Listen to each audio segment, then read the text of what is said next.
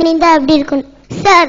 ஒரு காமெடிக்காக இந்த பெரிய மனுஷனை கத்துற விஷயம் உங்களுக்கு தெரியுமா சார்? சபா ஒரு நாள் நான் ஸ்கூல் பக்கத்துல நின்னேன் சார். அங்க ஒரு 3 பேர். அதுல ஒருத்த சொன்னா, தம்பி உனக்கு காமெடி வருமா அப்படின்னு கேட்டான். நான் சொன்னேன், காமெடி வரும் ஆனா வராது.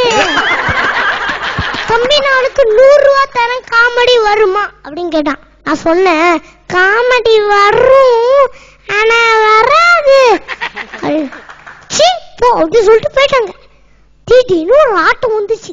அதுல இருந்து ஒருத்த இறங்கி சொன்னா, டேய் மச்சான் பிரியா இந்தா வாடா, ஒருத்த சிக்கி இருக்கேன் அப்படின்னு ஆட்டோல ஏத்தி விட்டாங்க. நானும் வீட்டுக்கு தான் போறது நம்ப ஏறினேன். கடைசியில பார்த்தா விஜய் டிவி ஸ்டூடியோ கிட்ட நிறுத்தி விட்டாங்க. அங்க ஒரு கலக்க போதி டீம்ல இருந்து 10 பேர் எவ்வளவு ஆக முடியுமோ சொன்னாங்க. காமெடி பண்றா காமெடி பண்றா மிமிக்ரி பண்றா மிமிக்ரி பண்றா சொன்னாங்க.